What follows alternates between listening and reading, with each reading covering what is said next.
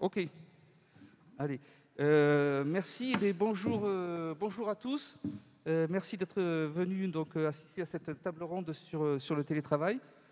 Le télétravail, c'est quand même le sujet d'actualité. Je crois que on n'a jamais autant parlé de télétravail que cette année.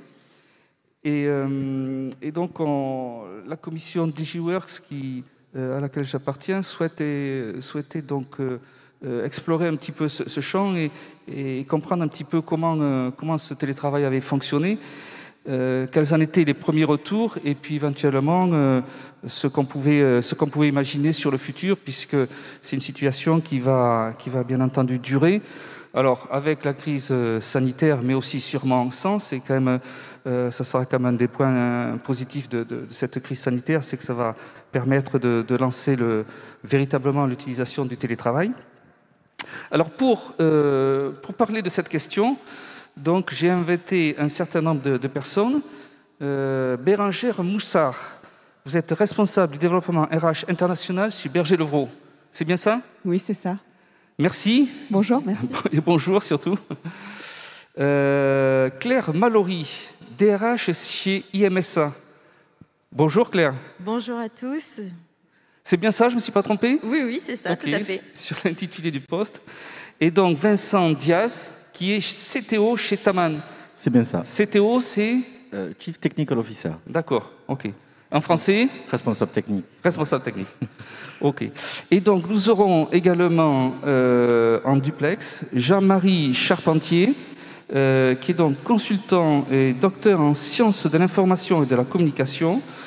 Il est administrateur de l'Association française de communication interne. Et avec Jacques Vière, ils sont les co-auteurs du livre « Communiquer en entreprise, retrouver du sens grâce à la sociologie, la psychologie et l'histoire ». On va donc commencer avec vous, Bérengère, si vous le voulez bien. Donc, le télétravail, c'est quelque chose qui est en œuvre depuis déjà pas mal d'années chez Berger-Levrault. Est-ce que vous pouvez nous dire un petit peu comment s'est passée cette période donc troublée de la crise sanitaire versus télétravail? Alors, avant de parler du télétravail en tant que tel, déjà, j'aimerais juste faire une petite introduction sur le fait que Berger-Levrault, avec son organisation, déjà, est dans un fonctionnement de travail à distance d'une manière générale. Parce que le télétravail est une forme de travail à distance. Et c'est vrai que nous avons plus d'une dizaine de sites en France. Donc, quand on arrive en tant que collaborateur chez Berger-Levrault, on est amené à très rapidement avoir des collègues à distance, quand on est manager, à avoir des équipes éclatées sur différents sites. Donc, ce qui fait qu'on est dans une organisation et dans un fonctionnement par défaut qui facilite déjà la mise en place du télétravail. Donc, si on zoome après sur la partie télétravail, donc ça a été mis en place en 2013. Donc, ça devient une longue histoire. Et aujourd'hui, on comptabilise un peu plus de 70% des collaborateurs. Donc, en France, donc on est plus de 1200. 73% à peu près de collaborateurs qui sont en situation de télétravail. Donc on y inclut également les collaborateurs qui sont itinérants, c'est-à-dire qu'ils vont chez les clients pour former et accompagner les clients dans la mise en place de nos logiciels. Aujourd'hui, en faisant le constat, on est sur des postes qui sont à 99% éligibles au télétravail, donc ce qui fait aussi que ça facilite la mise en place de ce système, et on est à peu près à 1,5 jour par semaine de télétravail en moyenne. Oui. D'accord. Peut-être présenter un petit peu Berger-Levrault, c'est vrai? Peut-être dire ce qu'ils font? Alors, Berger-Levrault est éditeur de logiciels, donc là aussi c'est une longue histoire parce qu'initialement Berger-Levrault est éditeur et imprimeur donc, depuis 1463 et a pris le virage du logiciel dans les années 90.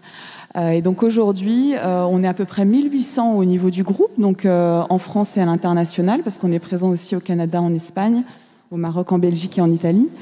Et donc, on adresse des logiciels majoritairement pour le secteur public, donc des logiciels de RH, finance, pour les mairies, les collectivités, mais également dans le médico-social, dans la santé, également pour les collectivités, pour accroître le lien avec leurs citoyens. Donc, par exemple, des logiciels BL Enfance pour inscrire les enfants à la cantine, etc. Voilà. D'accord. Donc une population évidemment essentiellement d'informaticiens.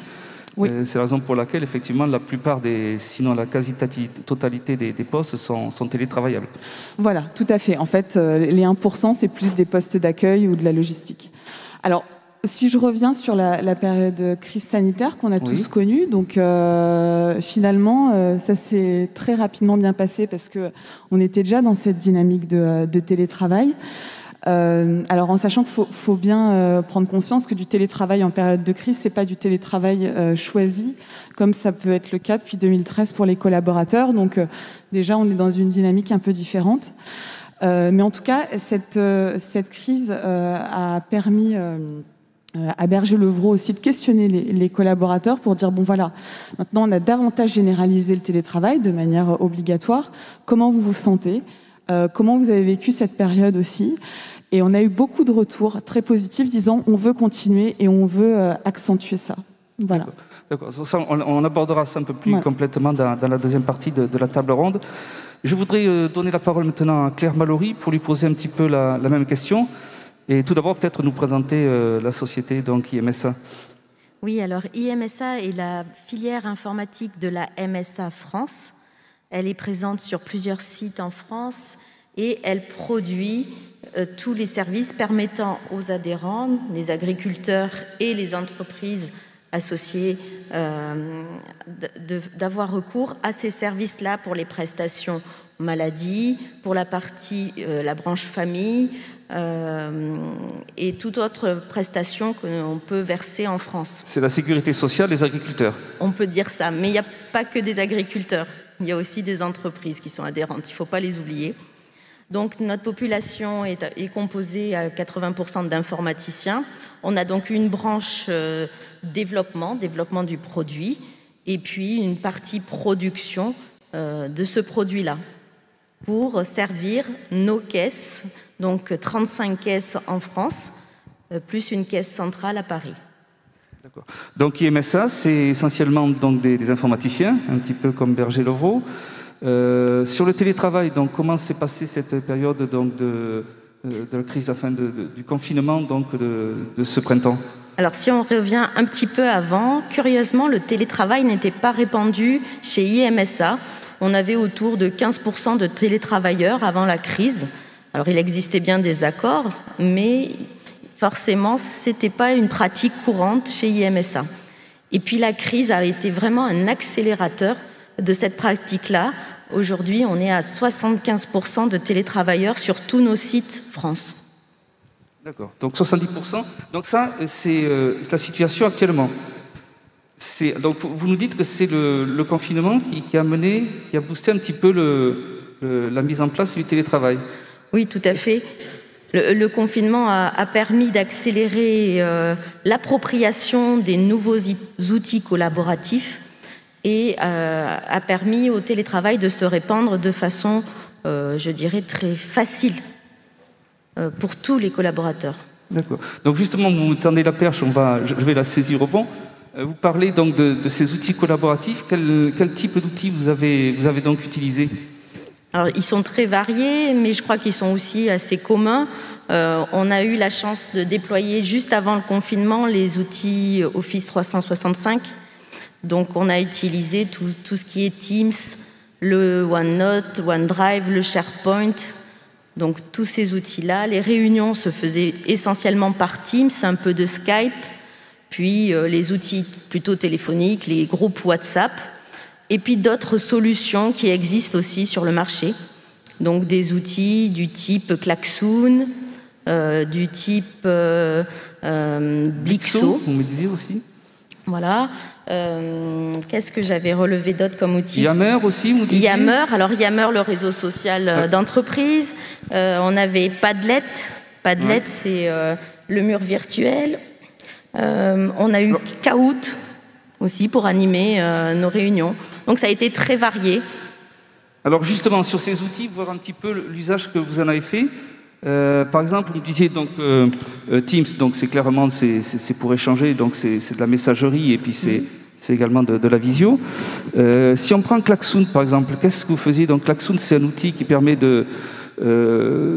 d'échanger sur un tableau blanc avec des post-it. Vous l'utilisiez dans quel cadre? Donc, en fait, on a fait beaucoup de séances de brainstorming où pour animer des réunions et tenir un peu le public qui est à distance, et ce qui n'est pas forcément évident, on animait les réunions par des outils de type Klaxoon. D'accord. Et ça fonctionne. Et le résultat, donc vous avez le retour que vous avez eu de cet outil, comment ça? Est-ce que vous avez réussi, si vous voulez, à simuler correctement le fonctionnement, ou est-ce que c'est quand même quelque chose d'un peu plus dégradé? Oui, alors ça a vraiment mobilisé les équipes sur ces nouveaux outils. Ça a permis d'aller vers un management plus agile aussi dans l'entreprise. Et on voit que ça a permis aussi d'aller vers une organisation plus responsabilisante, plus d'autonomie pour le collaborateur. Il y a plus de participation et de liens finalement qu'on pouvait avoir précédemment. Ça, c'est intéressant ce que vous me dites. Ça veut dire, vous voulez dire qu'il y avait plus de fonction, enfin, le fonctionnement donc, collaboratif était finalement accentué par le biais de l'utilisation de ces outils.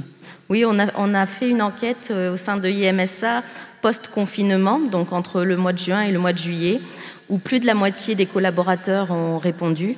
Et l'enquête a prouvé que ces outils et le télétravail en soi a été très positif, a permis vraiment de générer des changements de pratiques. D'accord.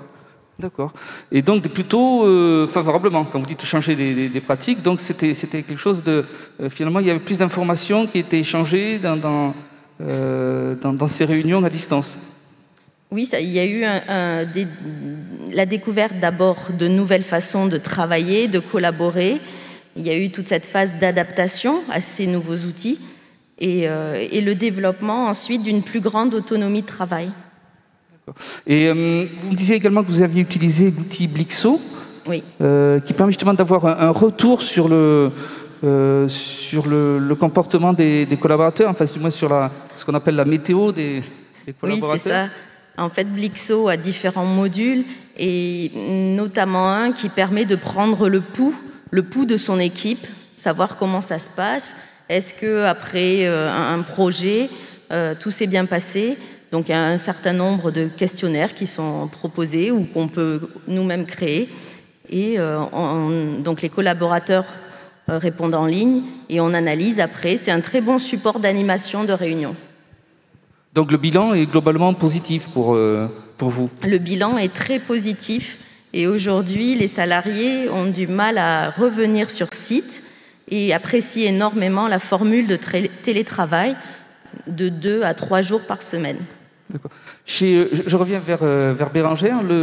La mise en place des outils, je crois que vous avez également utilisé Office 365. Comment ça s'est passé, l'utilisation de ces outils? Alors, la mise en place de ces outils date de janvier 2019, donc c'était bien avant le confinement. Et on a eu un angle d'approche un peu différent où on a voulu mettre en avant surtout les usages de ces outils. Aujourd'hui, comme on l'a cité ici, il y a beaucoup d'outils. Il y en a d'autres qui vont voir le jour. Mais le cœur du sujet, c'est quels sont les usages qu'on fait de ces outils et surtout, comment l'entreprise les cadre et donne les bonnes pratiques. Parce qu'au final, on arrive tous avec nos propres usages, de la visio, etc. Et on se rend compte que dans le collectif, et dans tout ce qu'on veut, justement, quand on parle de collaboratif, des fois, ça ne marche pas trop parce qu'il n'y a pas de ligne directrice qui est donnée. Donc, il y a eu un gros travail de fait.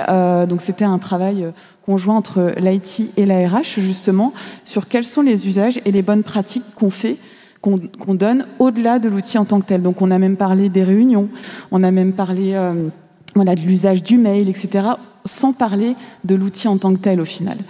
Et donc, c'est un sujet qu'on veut relancer aussi, qu'on veut intensifier, notamment avec la mise en place du télétravail de manière généralisée, parce qu'au final, on peut avoir un super outil de visio. Si à un moment donné, les collaborateurs ne mettent pas la caméra ou décident de pratiques qui ne sont pas spécialement les plus intéressantes pour le collaboratif et le collectif, ça ne marchera pas. Donc voilà, c'est vraiment l'axe qu'on a voulu mettre en place. Et c'est un travail de longue haleine parce que c'est de la répétition, c'est du cadrage, mais c'est ça aussi que les collaborateurs attendent. D'accord. Et comment s'est passée donc cette phase de cadrage concrètement? Comment avez-vous, on peut dire, accoutumé donc les collaborateurs à travailler de cette façon? Alors déjà, ça passe par de la communication. Quand on a mis en place Office 365, on a clairement dit, on met en place Office 365, mais c'est un outil qui va nous aider à mettre en place ces usages et ces bonnes pratiques. C'est pas l'inverse. Donc c'est vraiment important de véhiculer une image pas uniquement technique, juste vous allez basculer sur une nouvelle solution. Donc déjà, ça a été hyper important d'avoir ce message groupe. Et ensuite, c'est de l'accompagnement régulier. Donc là, on va relancer vraiment un groupe de travail qui va permettre de mettre en place des ateliers en ligne pour avoir toujours cette approche, etc. Donc c'est de la répétition, c'est mettre en place des référents aussi qui se font relais dans les différentes équipes. Et puis voilà, c'est continuer dans la durée. Voilà. D'accord, donc c'est un peu de l'accompagnement au changement, c'est ça pour, Tout à fait, tout à fait. Et c'est là où, pour ces outils, c'est très important, en tout cas pour nous, d'avoir cette approche-là, parce que demain, on sera peut-être sur une autre solution. Et il faut pour autant qu'il y ait les bons usages qui en soient définis en amont. Voilà. D'accord, donc c'est effectivement intéressant ce que vous dites. Donc une appropriation des outils, surtout une appropriation des usages, via donc des ateliers, j'imagine que vous avez... Et tout nouvel arrivant passe par un petit atelier que moi-même j'anime justement. Et c'est important, d'ailleurs je leur explique, oui, vous avez un atelier Office 365, mais animé par une RH. Donc c'est pas un informaticien qui va parler uniquement technique, OneDrive, OneNote ou autre. Mais on va parler des usages. Donc les réunions, on essaye de les limiter, on en fait des comptes rendus, etc. Parce que finalement, on se rend compte que dans le collectif, ça a un réel impact positif. Voilà. Je me tourne vers Vincent Diaz, donc de la société Taman. Peut-être quelques mots pour nous présenter la société? Oui, alors Taman, c'est une société spécialiste dans le recrutement et elle est spécialiste dans l'aéronautique, la logistique et le transport. Et elle a vocation à vouloir répondre à un besoin client par des collaborateurs, des intérimaires qui ont été évalués précédemment pour répondre spécifiquement et spécialement aux besoins demandés par le client. C'est une société jeune, vous me disiez? Oui, c'est une société qui a été créée en août 2019, donc l'année dernière. Et on vient de fêter, c'est un an, quelques jours. D'accord, donc on vient de fêter le premier anniversaire chez Taman. Oui. Taman, c'est combien de personnes donc actuellement? Alors aujourd'hui, on est 9 personnes chez Taman, et dont 2 qui sont hors du site du siège toulousain. Donc, il y en a une personne en Île-de-France et une personne à côté de Marseille. D'accord. Donc le télétravail chez Taman, comment ça s'est mis en place? Alors nous, de notre côté, la première chose, donc, comme on est une société jeune, on a pu mettre en place rapidement, dès le démarrage des outils qui nous permettent de travailler de n'importe où et n'importe quand, j'ai envie de dire. Donc, ce sont des outils déjà mobiles, et puis après il y a les outils informatiques qu'on a choisis. Il faut qu'ils aient la capacité de pouvoir être sur Internet, donc de pouvoir être utilisés de n'importe où. L'idée, c'est que, bon, on n'avait pas prévu, bien évidemment, ce confinement en mars, mais l'idée, c'était qu'avant, on puisse travailler quand on veut. Par contre, à partir de mars, c'est vrai que le confinement nous a poussé à faire beaucoup de télétravail, et on a eu cette bascule de tout le temps au siège à tout le temps chez soi. Et donc ça a été un petit peu poussif pour nous, oui. Puisque malgré le fait qu'on a les outils et le matériel pour le faire, on ne le faisait pas du tout avant. Voilà. Et du jour au lendemain, du coup, on est passé sur du télétravail à 100%. Quand vous dites vous ne le faisiez pas du tout avant, c'est-à-dire que c'était sur des temps plus réduits? Non, on n'en faisait pas, en fait. C'était un choix d'équipe, en fait. D'accord. Vous aviez des outils pour travailler à distance. Exactement. Mais il n'y a pas de télétravail. Oui. Donc là, confinement, donc obligé de travailler à distance. Oui. Et donc, suite à cette période, qu'est-ce qui se... Donc, à la suite de cette période, en fait, on s'est tous réunis, puis on a fait un petit bilan de ce qui s'était passé pendant ce confinement. Et ce qu'il en ressort, c'est qu'il y a un besoin pour les équipes de travailler depuis chez soi, des besoins ponctuels, c'est-à-dire de temps en temps de pouvoir s'isoler pour être plus efficace dans son travail quotidien, pour une raison X ou Y. Par contre, il y a un besoin, alors peut-être parce que notre structure est plus petite, mais on a un besoin de se retrouver en équipe. Voilà. Et donc, nous, de notre côté, aujourd'hui, donc on va faire ça par étapes. On a commencé à limiter ça à 1 journée par semaine de télétravail. Puis le reste du temps, on le fait au siège. D'accord. Donc, 2 demi-journées, vous me disiez, quand préparait cette table ronde. Et pour vous, donc, c'est quand même important qu'il y ait de la présence sur site.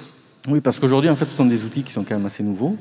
Et je pense qu'on a besoin petit à petit de rentrer dans ce nouveau système de travail à distance. Et donc, on a décidé, du moins nous, avec notre équipe, de faire ça progressivement. Voilà. On pense que c'est une belle possibilité de pouvoir de s'isoler pour être plus efficace, mais on veut le faire progressivement. Voilà. D'accord, ok. Donc, vous voyez peut-être une différence. Je reviens vers Claire Mallory. Donc, vous disiez que c'était finalement plus aisé donc, de travailler à distance, de travailler ensemble en étant à distance. À votre sens, qu'est-ce qui est finalement facilitateur par ces outils? Qu'est-ce qui fait que ces outils vont permettre finalement de travailler plus facilement ensemble? Alors, ces outils ont une portée diverse. Déjà, ils sont très utiles lors du recrutement, parce qu'aujourd'hui, plus personne en France ne considère le travail de la même façon. On a tous envie de travailler chez soi ou de travailler différemment, et le télétravail est un très bon support. Les jeunes sont très attirés quand on leur annonce qu'on a un accord de télétravail et qu'on a tous les outils qui permettent de télétravailler. Après, d'un point de vue de la qualité de vie au travail, je trouve qu'il y a une amélioration qui a été apportée par cette formule de télétravail. On peut avoir des relations d'équipe, on a ces fameuses réunions d'équipe, ces daily meetings qu'on peut faire, ces cafés virtuels aussi qui sont utilisés. Donc on a les formules collectives et puis on a des formules individuelles qui renforcent les liens entre le manager et le collaborateur.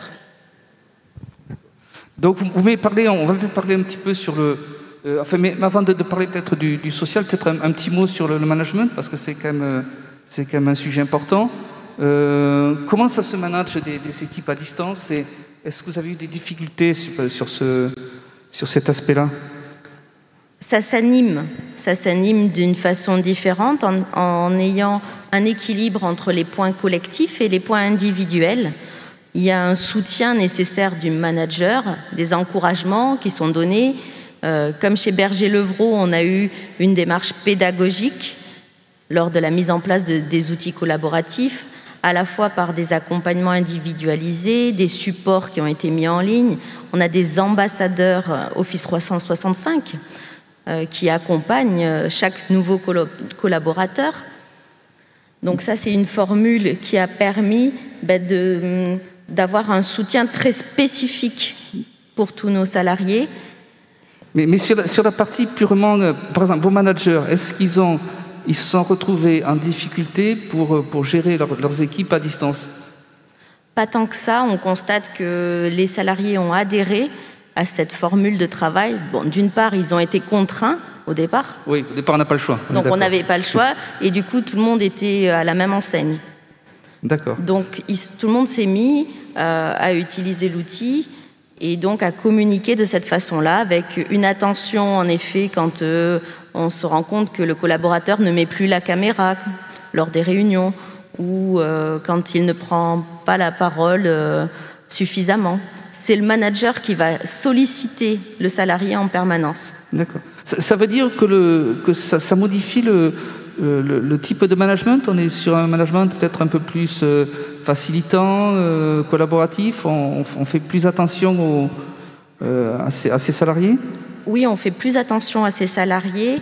Il y a, je trouve, une meilleure reconnaissance du travail fourni par le salarié, puisque, en fait, pendant cette période-là, il y a eu une bonne productivité des équipes.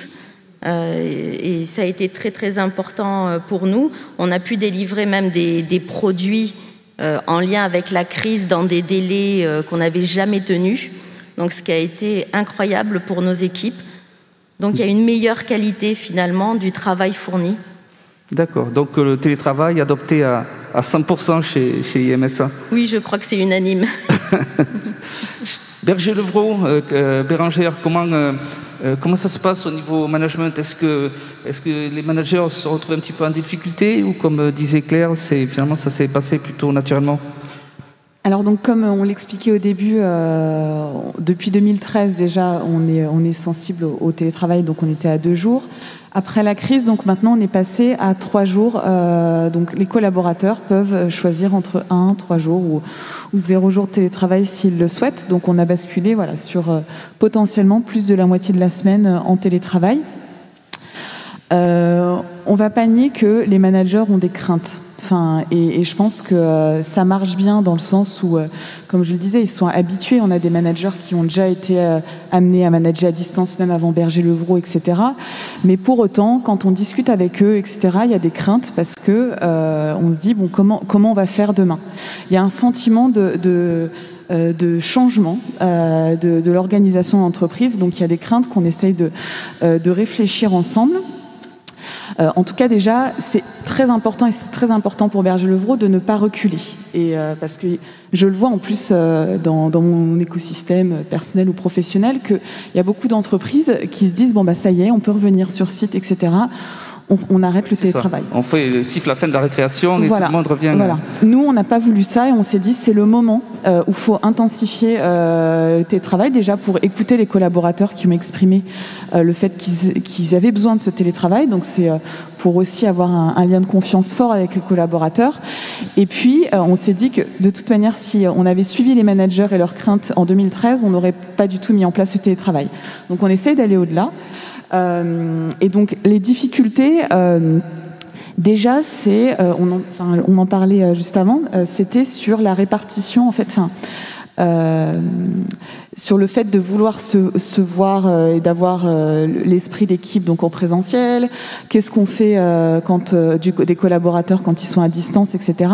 Déjà, faut prendre en considération qu'on ne projette pas un fonctionnement en présentiel à distance, ce qui est un peu le cas aujourd'hui dans cette phase de transition où au final on se retrouve en présentiel à être booké en réunion à distance avec d'autres collègues, etc.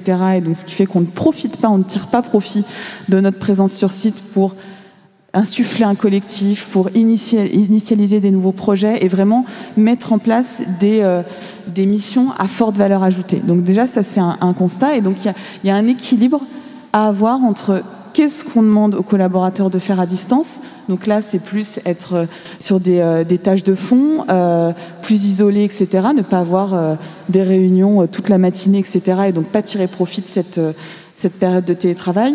Et à l'inverse, quand on revient sur site, peut-être qu'il y a des nouveaux projets à insuffler, plus de café à prendre ensemble, parce que c'est important d'avoir cet équilibre. Voilà. En tout cas, donc, ça permet de renforcer, donc, lorsqu'on est en présentiel, l'intérêt des réunions, d'être plus productif, d'être plus sur de l'échange d'informations ou de lancement de dynamique, alors que jusqu'à présent, c'est vrai des fois, on se plaignait que les réunions, des fois, il y en avait un petit peu trop, on ne savait pas trop à quoi ça servait. Donc pour vous, ça a permis de valoriser ces réunions en présentiel. En tout cas, c'est des pistes dans lesquelles il va falloir qu'on accompagne les managers parce qu'aujourd'hui, ils se retrouvent potentiellement perdus. Il y en a certains qui peuvent dire, mais quel est le niveau de performance de mes collaborateurs quand ils sont à distance, etc. Et en fait, il faut revoir l'organisation de son équipe pour vraiment optimiser les phases de présentiel et les optimiser également quand on est en télétravail. Mais ça veut dire que c'est pas juste un changement de lieu de travail. C'est ça aussi qui est important de concevoir. C'est pas je fais la même chose quand je suis au bureau et quand je suis à distance, mais non, au contraire, il va falloir bien donner cette dimension au manager. Donc ça, c'est le premier enjeu. Et quand on parlait du manager, tu citais le manager à l'instant, le manager va changer et nous, est-ce qu'on va être amené à recruter des managers un petit peu différents aussi qui ont on parle beaucoup d'intelligence émotionnelle, mais là, c'est une difficulté aussi que peuvent percevoir certains managers qui n'ont pas l'habitude de demander à leurs collaborateurs comment ils vont à distance, qui ne sont pas à l'aise, etc. Et il va falloir aussi les accompagner dans prendre soin de son collaborateur même à distance, même si c'est lui demander juste le matin comment il va, prendre ce temps-là même s'il n'est pas à côté. Et donc ça c'est un enjeu aussi hyper important parce que finalement on peut se retrouver avec vite des collaborateurs qui sont isolés et en difficulté et qui ne vont pas qui ne vont pas donner les signes à distance qu'il pourrait donner en présentiel parce qu'il est à côté de son manager. Voilà. D'accord. Donc si je comprends bien, c'est le télétravail à réinterroger votre organisation, votre façon de travailler, et vous allez aller maintenant vers un nouveau type de façon de travailler. Ben, en tout cas, c'est des sujets qu'on aborde. Il faut prendre le temps aussi, parce que c'est vrai qu'on a été très rapidement dans la situation de crise. Là, on prend des décisions juste après la phase de déconfinement. Mais il faut prendre le temps, voilà, de se poser aussi sur ces sujets-là pour accompagner dans la durée et puis faire vraiment en sorte que ce soit un succès, que ce soit pour les managers et les collaborateurs. D'accord. Je vois Vincent qui hoche la tête d'approbation. Est-ce que c'est vers ce type de fonctionnement que vous souhaitez aller aussi? Oui, je pense que de toute façon, on fait à peu près tous le même constat, c'est que le télétravail a ouvert une boîte qui semble convenir à beaucoup de nos collaborateurs, et pour diverses raisons, mais surtout pour l'efficacité, comme disait Bérangère, et puis pour pouvoir un petit peu s'isoler, pour pouvoir travailler plus efficacement, pour éviter ces arrêts intempestifs par des collègues ou des réunions sur lesquelles on participe pas, on s'isole pendant un certain temps pour être plus efficace. Mais je pense qu'aussi c'est un nouvel outil, et c'est pour ça que je disais tout à l'heure qu'on commence par une journée par jour chez nous, chez Taman.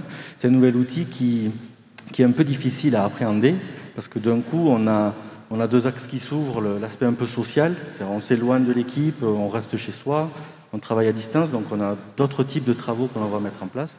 Puis il y a aussi un aspect un peu plus technique, où il faut qu'aussi les personnes puissent avoir les outils associés pour pouvoir travailler à distance.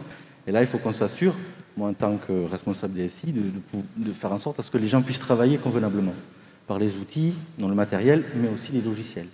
D'accord. Donc vous avez fait des formations sur ces outils? Alors nous, on a eu la chance de pouvoir le faire avant le confinement, de faire apprendre aux collaborateurs d'utiliser les différents outils, ce qui fait que quand on a basculé du jour au lendemain en confinement, on a pu travailler directement avec les outils, puisqu'ils étaient déjà prêts à les utiliser. Donc c'est plutôt un aspect social qui est rentré en jeu que plutôt un aspect technique ou logiciel. D'accord. Et donc cet aspect social, comment vous le traitez alors? Alors nous, on a commencé par se dire, si je remonte donc au tout début du confinement, c'est qu'on veut garder ce lien entre les gens. Donc on s'est imposé de se faire des réunions quotidiennes pour pouvoir avoir le lien avec les collaborateurs et puis pouvoir un petit peu regarder quel est le rythme que l'on doit se donner entre nous. Parce que beaucoup vont avoir tendance à rester chez lui et sans faire de réunion. Et puis après, il va y avoir d'autres qui vont vouloir rester en contact. Donc on s'est donné ce rythme-là. Puis au fur et à mesure, on a appris à connaître, à comprendre le mode de fonctionnement de télétravail, qui était tout nouveau pour nous. Et puis voilà, donc on s'est régulé après sur ces rythmes de réunion. D'accord. Le concept chez vous, c'était de travailler de n'importe où. Je crois que quand on avait préparé cette table ronde, tu m'avais indiqué que c'était ce qui avait prévalu au départ. Et donc le fait de passer après un télétravail, ça s'est fait de façon plutôt naturelle. Oui, tout à fait. Nous, ça s'est fait quand même assez... pour être transparent, on l'a décidé le lundi à 10h et le lundi à midi, nous étions en télétravail. Et le lendemain, on était en confinement. Donc du coup, ça s'est fait assez rapidement au niveau de l'équipe. On s'est vite adapté. Mais après, au bout de quelques temps, on se rend compte qu'il y a un manque de contact avec les gens. C'est-à-dire que le café du matin, on aime bien quand même pouvoir discuter, pour aborder des sujets. On trouve qu'il y a un aspect...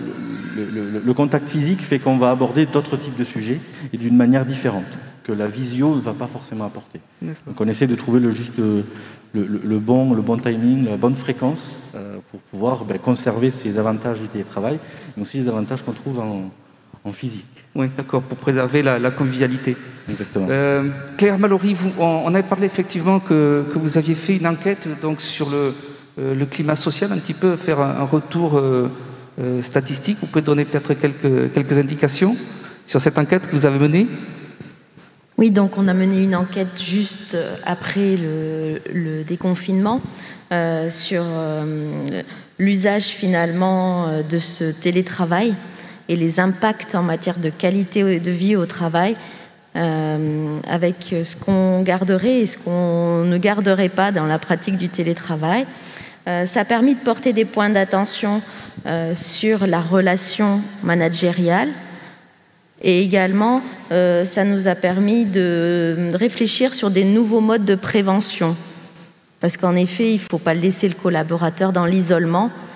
Il y en a quand même 20% qui trouvaient qu'à l'issue de cette période de confinement, ils se sentaient un peu isolés et lassés de ne pas avoir de contact.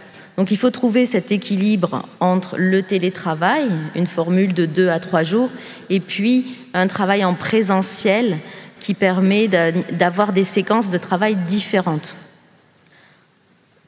Et puis cette étude a également montré qu'il y avait des régulations à faire concernant l'usage de nos outils, avec de la prévention de la part des managers. Il faut qu'ils aient un regard bienveillant sur ces outils, l'utilisation qui en est faite, sur les horaires de travail aussi, malgré tout. On travaille différemment, mais il ne faut pas que le volume horaire soit quand même conséquent. D'accord. Bérangère, juste 2 secondes, parce qu'après on va prendre l'avis de notre intervenant qui se trouve à Paris. Vous vouliez rajouter juste un mot ? Oui, je voulais juste réagir aux résultats de ce baromètre sur le fait que de faire l'enquête juste après le confinement, et ça fait écho à ce que je disais au tout début, c'est qu'il y a beaucoup de collaborateurs qui ont certainement aussi évoqué le manque de lien, parce que en période de confinement, voilà, du télétravail en période de confinement, quand on est cloisonné chez soi sans lien social dans un autre contexte, je pense que ça intensifie ça. En tout cas, ça pose question aussi sur le lien social, parce qu'il y a beaucoup de questionnements aussi sur ces sujets-là. Finalement, dans le télétravail, pour le coup, il y a beaucoup de collaborateurs aussi qui trouvent un intérêt pour un équilibre vie pro, vie perso, et donc potentiellement un souhait d'aller chercher ce lien social dans des activités extra-professionnelles, dans d'autres écosystèmes qui sont peut-être différents de l'entreprise aussi. Il faut l'accepter, je pense. D'accord, ok. Mais effectivement, ça me fait la transition idéale pour interroger Jean-Marie Charpentier. Jean-Marie, est-ce que vous nous entendez ?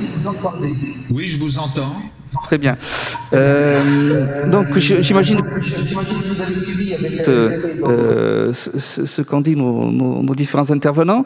Qu'est-ce que ça vous inspire, ces échanges, notamment sur le côté social qui est percuté par le travail à distance ?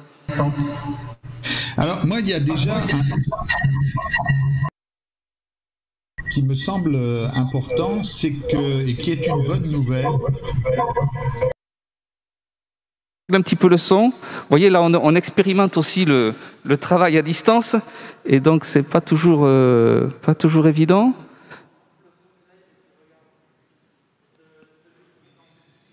Pardon ?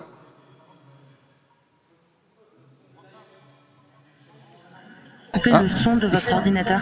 Jean-Marie, on me dit qu'il faut que vous coupiez le son du live.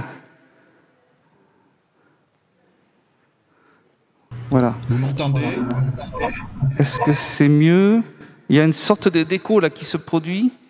Il faut couper du son du live. Est-ce que vous voyez à quoi ça correspond ?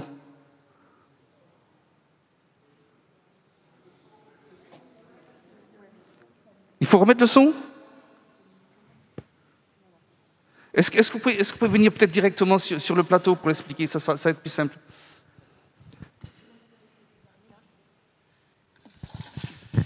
Vous pouvez refaire un test, s'il vous plaît ? Allez-y pour un test. Vous voyez, c'est intéressant. On expérimente le travail à distance. On fait les travaux pratiques. Là. Est-ce que vous avez pu remettre le son ? Refaites un test, s'il vous plaît. Allez-y, parlez. J'ai pas l'impression. Est-ce que vous m'entendez ? Oui, là on vous entend. Alors, écoutez, je vous propose que vous m'entendez ? Oui, c'est parfait. Là, on n'a plus l'écho. Excusez-nous pour ce petit souci technique. Si vous pouvez reprendre donc ce côté social du management. Je ne vous entends pas maintenant. Désolé. Allô ? Oui ? Oui, est-ce que vous m'entendez ? Oui. Vous m'entendez, c'est bon? Oui, on vous entend. Et vous, Jean-Marie, vous vous attendez? Oui. Ok, allez, c'est parti alors. Je peux parler là? Oui, oui, allez-y.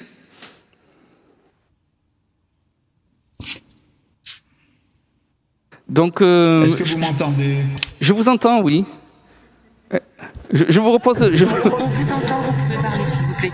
Ah bon, d'accord.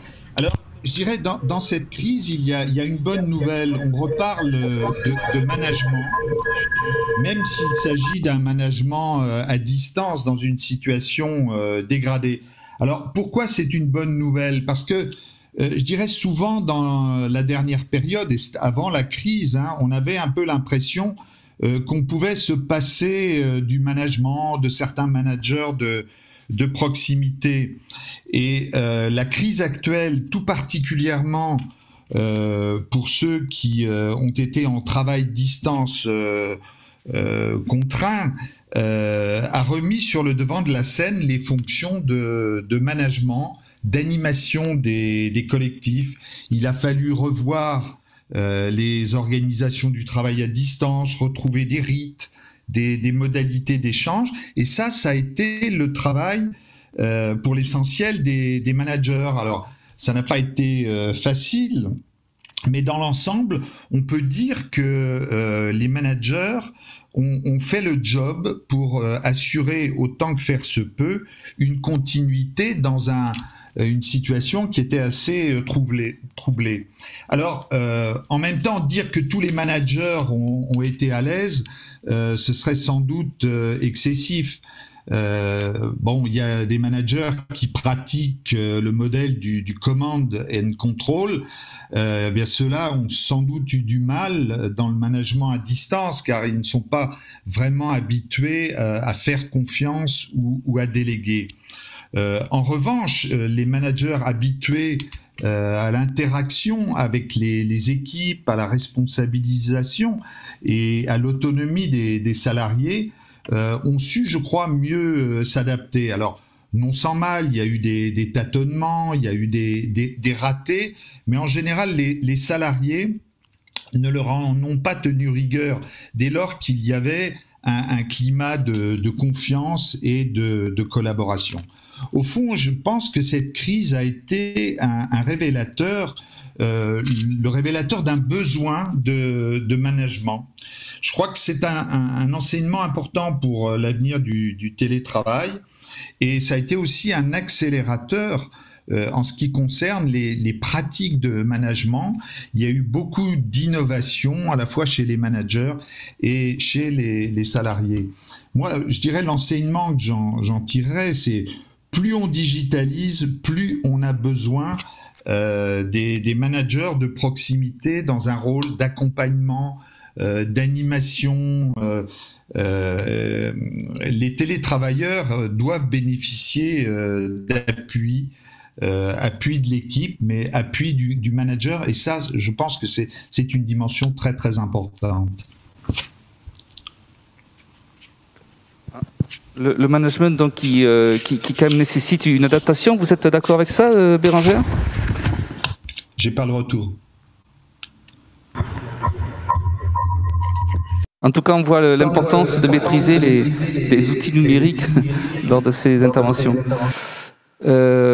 Oui, juste pour avoir votre retour. Donc, ce que dit Monsieur Charpentier, c'est que donc il y a des managers qui vont être plus adaptables, qui vont plus facilement pouvoir s'adapter à ces pratiques à distance que d'autres. C'est votre sentiment?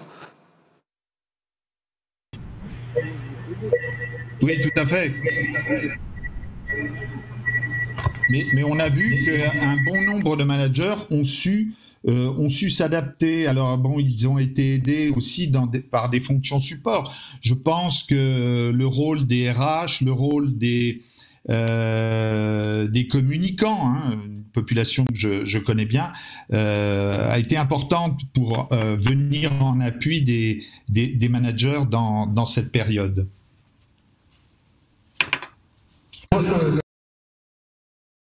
Je vous propose de nous parler un petit peu de cet aspect coopératif, Vous m'aviez expliqué donc que pour qu'il y ait une bonne collaboration, il fallait que les gens se soient rencontrés avant. Vous m'avez parlé également du phénomène de don et de contre-don de Norbert Alter. Est-ce que vous pouvez m'en dire d'un mot? Oui, alors ce que la situation présente nous montre, c'est que, en fait, plus on est distant, plus la question de la proximité se pose. Il y a toujours un moment où il faut se voir, se rencontrer physiquement de personne à personne dans un groupe, une équipe. Donc on a besoin de se rencontrer pour exister ensemble. Alors se rencontrer, c'est du temps formel en réunion, mais c'est aussi beaucoup de temps informel, des moments apparemment inutiles, des temps morts, mais qui sont indispensables dans une organisation. Et en fait, dans la situation d'un travail à distance contraint, on a vu que les temps informels avaient pour l'essentiel disparu. Bon, il y a eu des cafés Zoom, il y a eu des apéros virtuels, mais ça n'a pas vraiment remplacé ces moments informels de l'entreprise. Or, ces moments sont tout à fait essentiels dans une organisation. C'est ce qui se passe entre les gens et c'est toute la dimension de coopération concrète. Et il y a du don et du contre-don entre les personnes dans ces échanges informels. Alors ça nous dit quelque part une chose, on ne peut pas fonctionner uniquement à distance. Moi j'ai l'exemple d'une consultante d'un grand cabinet conseil qui a changé de service juste au moment du confinement et qui n'a connu en fait ses nouveaux collègues qu'à distance. Eh bien, pendant tout le confinement, elle a eu beaucoup de mal parce qu'elle ne connaissait pas les gens de sa nouvelle entité. Elle n'avait jamais eu l'occasion de prendre un café, de parler dans les couloirs avec les uns et les autres. Et son travail, nous a-t-elle dit, vraiment en apathie. Alors, on peut concevoir de la coopération, du don que vous évoquez, à distance, mais pour autant que l'on a au préalable tissé des liens humains suffisants, que l'on a eu des moments de vie informelle. Et je crois que pour revenir à la question du management, c'est aussi aux managers de créer les conditions de cette coopération en présentiel, d'abord, pour qu'ensuite, à distance, les choses se situent dans une continuité et soient plus fluides. Au fond, on voit que la question de la proximité, paradoxalement, revient en force avec le travail à distance, ou en tout cas devrait revenir en force. C'est la condition pour que la distance soit supportable, ou en tout cas qu'elle ne soit pas un handicap. Jean-Marie, merci pour cette intervention. On a eu un petit peu des difficultés pour établir les liaisons, mais l'essentiel c'est qu'on ait pu vous entendre. Je vous remercie. Je vais repasser la parole en guise de conclusion donc, à mes intervenants. Claire Mallory, peut-être une réaction par rapport à ce que vient de dire Jean-Marie Charpentier, et peut-être également comment vous voyez donc l'avenir du télétravail chez vous, chez MSA. Alors, je partage les points de M. Carpentier sur le management, l'importance du management qu'on va devoir peut-être aider à cette nouvelle façon de collaborer et accompagner. Après, je crois qu'il y aura un deuxième temps dans la vie du télétravail. Là, on est quand même assez proche de la période de confinement. On est en pleine crise sanitaire. Il faut maintenant donner du temps pour que ce télétravail s'installe de façon pérenne, de façon contrôlée, avec des outils stables et des façons de faire, des habitudes d'entreprise. C'est-à-dire, ces habitudes seront à la fois avec du télétravail et quelques jours de présentiel. Et dans ces moments de présentiel, eh bien, on aura des séquences qui seront peut-être différentes. Peut-être moins de réunions, peut-être plus de partage, de coaching, de projets. Voilà, donc chez nous, à IMSA, c'est vraiment le démarrage d'une seconde vie pour le télétravail. On est en train justement, avec nos instances représentatives du personnel, de travailler un nouvel accord télétravail. D'accord. Donc, si je résume un petit peu, cette phase-là, ça demande du temps pour que les utilisateurs, enfin les collaborateurs s'approprient cette nouvelle façon de travailler. Oui, tout à fait. Ça demande du temps et puis je pense qu'il faudra qu'on refasse un deuxième baromètre pour comprendre comment est vécu maintenant le télétravail dans une situation de retour à la normale. D'accord. Bérangère, vous êtes OK avec cette façon de voir? En guise de conclusion, donc vous en avez déjà un petit peu parlé, mais peut-être un dernier mot sur comment Berger-le-Vau va démarrer cette nouvelle ère de façon de travailler. Alors déjà, pour rebondir à ce qui s'est dit, c'est vrai que le management doit se transformer et donc ça passera peut-être par le recrutement et l'accompagnement de nouveaux managers pour occuper ce rôle-là, je pense, parce que c'est vrai qu'on valorise beaucoup le présentiel, mais pour autant, enfin, à titre d'expérience, j'ai des collègues que je vois une fois l'année. J'ai intégré une collaboratrice dans mon équipe en plein confinement que je n'ai pas vue pendant le premier mois et demi de son intégration. Ça s'est bien passé. Et donc, faut aussi aller au-delà de ces craintes et de dire, bon, il faut du présentiel parce que on le voit bien, on a tous, je pense, l'exemple d'une équipe même en présentiel qui ne fonctionne pas. Donc, c'est pas uniquement le fait d'être à côté de son collègue qui fait que ça fonctionne. Et donc, je pense qu'il faut, on parle beaucoup depuis des années des soft skills, du manager, etc. et elles prennent encore plus d'importance et de force dans ce contexte-là. Donc là où on va devoir avoir en effet des managers facilitateurs, etc., mais qui arrivent à créer du lien à distance. Et ça s'accompagne, mais aussi c'est potentiellement inné chez certains. Et donc il faut aussi réussir à intégrer ces types de managers. Après le télétravail chez Berger-le-Vau, on se questionne donc sur le cadre que ça va prendre dans cette phase 2 de 3 jours. Donc potentiellement de l'annualisation de jours de télétravail, c'est des questionnements aussi qui sont en cours sur le fait d'avoir un nombre de jours télétravaillés dans l'année, mais avec des phases intensives sur certaines périodes, dans gros lancements de projets, etc. Le nomadisme, dont on n'a pas spécialement parlé, mais de se dire que ponctuellement une personne qui doit suivre son conjoint pour 6 mois, pour X ou Y raison, va accepter que potentiellement la personne sera en full télétravail pendant cette période-là. Donc on va au-delà, on se rend compte qu'on a passé le cap depuis un certain temps du télétravail juste maison, mais on veut aller encore plus loin dans l'approche. Voilà.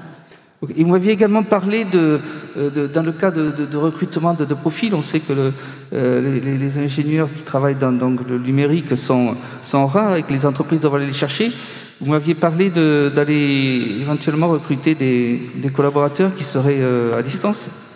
Pour le coup, là, je prends ma casquette de responsable recrutement et je me dis, dans mes rêves les plus fous, si on généralise de plus en plus le télétravail, c'est se dire aussi que le champ des possibles s'ouvre à nous.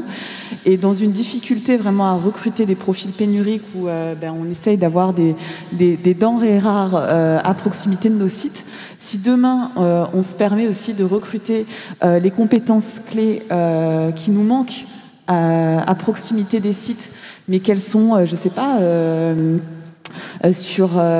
dans d'autres pays ou autres, mais qui répondent à notre besoin. En Amérique du Sud. C'est clairement, ça va nous permettre potentiellement d'aller au-delà de nos difficultés sur la partie recrutement. Et c'est vrai que, alors aujourd'hui, on n'en est peut-être pas là, mais en tout cas, c'est un rêve que moi j'ai sur la partie recrutement et j'ai nul doute qu'on y arrivera très prochainement. Merci beaucoup pour cette intervention. Vincent, peut-être un petit mot de la fin là, par rapport à Taman, comment ça va se passer sur les prochains mois? Je pense que ça va se passer comme mes deux collègues qui sont juste à côté. C'est qu'on est dans une phase aujourd'hui d'apprentissage sur le télétravail. Enfin, certains l'utilisent depuis plus longtemps que nous, mais je pense qu'on est déjà dans une phase un peu exceptionnelle. On est dans une crise sanitaire, donc on a adapté le télétravail, on l'a appliqué dû à cette crise, et je pense qu'on va aussi le travailler dans un contexte plus normal dans quelques temps. Et puis après, comme disait Bérangère, je pense qu'il y a d'autres moyens qui vont arriver, des évolutions du télétravail comme le nomadisme. Et c'est vrai qu'aujourd'hui, de toute façon, avec notre monde, on ne peut plus penser que la compétence est que locale et que du coup, peut-être que demain, il faudra aller les chercher ailleurs. Et ailleurs, ce n'est pas forcément la région ou le pays, c'est aussi le monde complet, en fait. Et du coup, le nomadisme ou le télétravail va devenir un outil permettant d'aller chercher ces compétences manquantes localement pour pouvoir continuer à travailler comme on le souhaite. D'accord, donc vous validez aussi cette démarche. Je crois que vous avez déjà un petit peu utilisé, puisque vous avez deux salariés qui sont un sur Aix et un sur la région parisienne, qui fonctionnent déjà un petit peu en mode nomade. Exactement, oui. Sur nos 9 collaborateurs, on a 2 collaboratrices, donc une en Ile-de-France et une en région PACA, et elles sont, si on regarde par rapport au siège, qui sont complètement en télétravail. Et du coup, on essaie de travailler au maximum avec elles pour qu'elles se sentent toujours... qu'elle fasse partie de notre équipe, malgré le fait qu'elle soit malheureusement à des grandes distances de nous. D'accord, donc toujours ce souci effectivement de maintenir le lien social et par des méthodes qu'on a abordées sur cette table ronde. Il ne me reste plus qu'à remercier nos intervenants, remercier Jean-Marie Charpentier aussi à distance, et puis je pense qu'on peut les applaudir.